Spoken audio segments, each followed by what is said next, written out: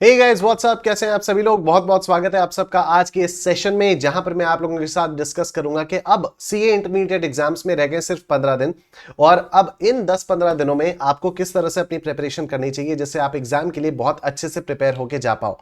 Right so एक मैं disclaimer दे देता हूं कि ये वाली जो स्ट्रैटेजी अब मैं बताने जा रहा हूं ये एक एवरेज स्टूडेंट के लिए है। ठीक है, तो जो एक्स्ट्रा ऑर्डिनरी स्टूडेंट्स हैं आप अपने हिसाब से स्ट्रैटेजी में ट्वीक्स कर सकते हो या आप देख सकते हो अपने हिसाब से। बाकी जो मेरे जैसे एवरेज स्टूडेंट्स हैं ये वाली स्ट्रैटेजी उन लोगों के लिए है। Now the first things first, do you have to study anything new now? अब जब आपके एग्जाम में सिर्फ 10-15 दिन बचे हैं तो क्या आपको कुछ नया पढ़ना चाहिए? तो the answer is no, not at all. बिल्कुल भी आपको कुछ भी नया नहीं पढ़ना चाहिए, अ बिग नो। तो अब आपको क्या करना चाहिए? सिर्फ अब आपको रिवाइज करते रहना चाहिए। अभी आपको रिवाइज कैसे करना होगा? तो आप सेल्फ स्टडी से भी रिवाइज कर सकते हो और आप लेक्चर से भी रिवाइज कर सकते हो। अगर आप सेल्फ स्टडी के थ्रू रिवीजन करने जाते हो तो आपके लिए बेस्ट सोर्सेस कौन कौन से होंगे? आपके खुद के बनाए हुए notes, irrespective of the teacher, आपने किन्हीं भी टीचर से पढ़ा हो, आपके जो खुद के बनाए हुए नोट्स हैं वो आपके लिए बेस्ट मोड ऑफ रिवीजन हो जाएगा फॉर सेल्फ स्टडी। दूसरा, मेरी comprehensive self study books. Right so मेरी कॉम्प्रिहेंसिव सेल्फ स्टडी बुक्स हैं for direct tax as well as indirect tax. उनमें आपको समरी भी मिल जाएगी और उनमें आपको वो भी मिल जाएंगे जो इंपॉर्टेंट क्वेश्चंस, जितने भी क्वेश्चंस हैं वो सारे के सारे आप उन बुक से रिवाइज कर सकते हो। कॉम्प्रिहेंसिव सेल्फ स्टडी बुक से आप रिवाइज कर सकते हो। माइंड मैप्स, तो मैंने रिविजनरी सीरीज कंडक्ट की थी और रिविजनरी सीरीज में मैंने बहुत सारे माइंड मैप्स आप लोगों के साथ शेयर किए हैं और क्लासेस के बीच में भी मैं बहुत सारे माइंड मैप्स वगैरह शेयर करता रहता हूं, तो आप उनके थ्रू रिविजन कर सकते हो। और जो आपके इंपॉर्टेंट क्वेश्चंस हैं, now the thing about important questions is कि शुरुआत से मैं बताता हूं कि जब भी आप रिविजन स्ट्रैटेजी बनाओगे तो उस रिविजन स्ट्रैटेजी में आपको करना क्या है कि you have to keep on making a list of all the important questions. तो अगर आपने वो लिस्ट बना रखी है तब तो बहुत अच्छी बात है, अगर आपने वो लिस्ट नहीं बना रखी तो डजंट मैटर। अब अगले 15 दिनों में आपको ये वाली लिस्ट बना के चलनी है। स्ट्रैटेजी क्या होगी? आपको हाई वेटेज वाले जो चैप्टर्स हैं उन्हें प्रायोरिटाइज करना होगा। जो भी क्वेश्चंस आपसे नहीं हो पा रहे उन्हें आपको रेड मार्क करना होगा और आपको बार बार रिवाइज करते हुए चलना होगा। नाउ अगर आप लेक्चर्स के थ्रू रिवाइज करना चाहते हो तो फिर आपके पास दो सोर्सेज हैं। एक तो मैराथन रिविजन्स, ठीक है, मैराथन रिविजन्स, बहुत सारे मैराथन्स मैंने लिए थे आप लोगों के लिए, वो मैराथन रिविजन्स। और दूसरी एक बहुत ही ब्रिलियंट रिविजनरी सीरीज है। राइट, तो मैराथन रिविजन्स और रिविजनरी सीरीज, इन दोनों के ही लिंक्स मैं आपको इस वीडियो के डिस्क्रिप्शन में दे दूंगा। अगर आपको रिवीजन करना है लेक्चर्स के थ्रू तो आप इन मैराथन रिविजन्स और रिविजनरी सीरीज के थ्रू रिवाइज कर सकते हो।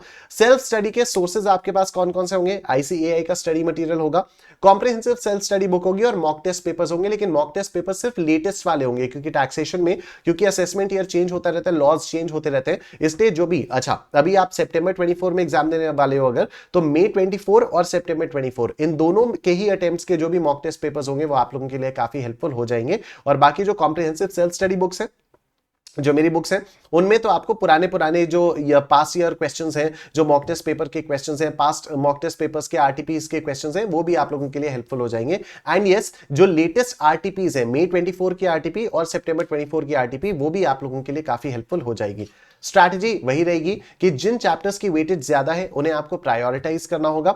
जो भी क्वेश्चंस में आपको प्रॉब्लम आ रही है, जिन भी क्वेश्चंस में आपको प्रॉब्लम आ रही है, उन्हें आपको रेड मार्क करना होगा और आपको बार बार रिवाइज करते हुए चलना है। Now, income tax के priority wise chapters ये हैं on the basis of average marks of the questions which are asked in the previous examinations। तो पिछले 10 attempts के questions के basis पर जिन chapters के ज्यादा जैसे जैसे marks के questions आए हैं उसके basis पर ये priority बनाई हुई है। तो जैसे आप देख सकते हो इनकम टैक्स के अंदर हमारे पास है income tax liability, computation and optimisation. अब ये वाला जो चैप्टर है डेफिनेटली इसमें से कंपलसरी क्वेश्चन आता है और इसमें से हाईएस्ट मार्क्स का क्वेश्चन आता है। लेकिन द थिंग इज कि जब आप इस क्वेश्चन को सॉल्व करोगे तब अगर आपने बाकी कोई चैप्टर नहीं पढ़ा होगा, आपने salaries, house property, PGBP, capital gains, IFOS नहीं पढ़ा है, तो आप इन क्वेश्चंस को सॉल्व नहीं कर पाओगे। बट एक पर्सनल एक्सपीरियंस शेयर कर रहा हूं, अगर आप इस वाले चैप्टर के क्वेश्चंस को लगातार रिवाइज करते रहते हो ना, तो फिर आपका बहुत फायदा हो जाता है क्योंकि साथ ही साथ आपके बाकी सभी चैप्टर्स का भी रिविजन होता रहता है automatically. And the best way of solving these questions is through the comprehensive self study books जो आप लोगों के पास है। अगर आपने मेरी क्लासेस ली हैं, अगर आपने मेरी क्लासेस नहीं ली हैं तो आप उन बुक्स को परचेज कर सकते हो। ठीक है, तो सितंबर 24 और जनवरी 25 के लिए वो बुक्स अवेलेबल हैं, आप उनको परचेज कर सकते हो। बहुत सारे क्वेश्चंस हैं, उन क्वेश्चंस के थ्रू आप प्रैक्टिस कर सकते हो। So this is a priority wise chapters of income tax. Part 1 ये रहा, पार्ट 2 ये रहा, बचे हुए चैप्टर्स ये हैं आपके सामने, और ये हैं जीएसटी के चैप्टर्स।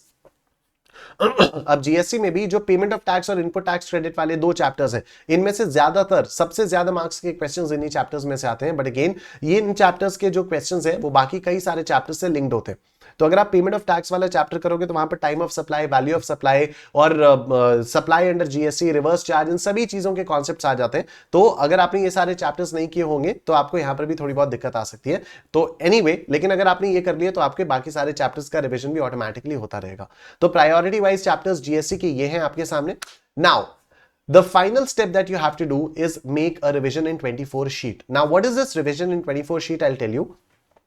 जब आप लॉ का पेपर देकर आओगे और टैक्स के पेपर के लिए तैयारी करोगे, तो लॉ का पेपर देकर घर पे आने से लेकर एक टैक्स के पेपर के लिए घर छोड़ने तक आपके पास 24 घंटे का टाइम रहेगा पढ़ाई के लिए, राइट? वैसे तो आपके पास टोटल बहुत सारा टाइम रहेगा, लेकिन आप उसमें सोगे, खाओगे, नहाओगे, धोगे, बहुत सारी चीजें करोगे। तो उन सारी चीजों को हटाते हुए, उन सारी चीजों का ध्यान में रखते हुए आपके पास जो इफेक्टिव स्टडी टाइम आता है, ये आता है 24 आवर्स का। और इसमें अगर आपने ये रिविजन इन 24 वाली शीट बना ली, this is actually going to help you like anything, right?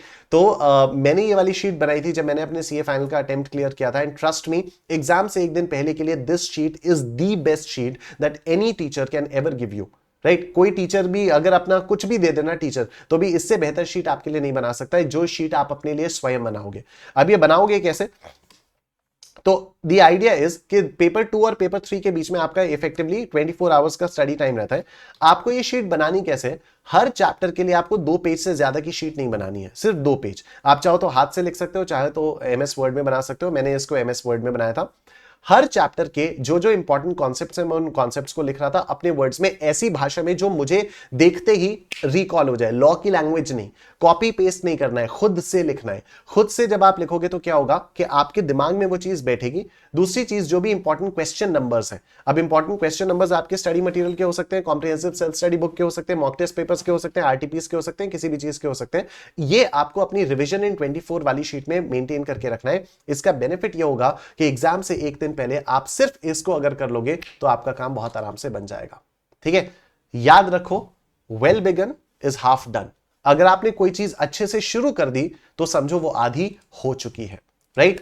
बाकी जो स्टूडेंट्स जनवरी 25 के लिए प्रिपेयर कर रहे हैं, आप लोगों के लिए we have the regular batches as well, we have the fast track batches as well. तो उसके लिए एक ऑफर होने वाला है जो कि कल शाम को 4 बजे रिवील किया जाएगा। तो कल शाम 4 बजे से लेकर कल रात 12 बजे तक ये वाला ऑफर होगा। तो अगर आप जनवरी 25 के लिए तैयारी कर रहे हो तो अभी आपके पास टाइम है। आप रेगुलर बैच से भी पढ़ाई कर सकते हो, आप फास्ट ट्रैक बैच भी ले सकते हो, completely your choice, depending upon what you are comfortable in. लेकिन ये वाला ऑफर कल शाम को 4 बजे से लेकर रात 12 बजे तक ही चलेगा और ये ऑफर कल ही रिवील होगा। तो स्टे ट्यून्ड विद एकाग्रता सी यूट्यूब चैनल। ये हर प्रोडक्ट के लिए अप्लाई करेगा आपका, चाहे बुक्स हो चाहे कुछ भी हो, फॉर एनीथिंग, सॉरी बुक्स नहीं, ओनली लेक्चर्स के लिए वाला जो ऑफर है ये आपके लिए एप्लीकेबल रहेगा। तो you can watch this, you can stay tuned on एकाग्रता सी यूट्यूब चैनल, जिससे कल जब ये ऑफर आए तो आप लोगों को पता चल जाए, राइट?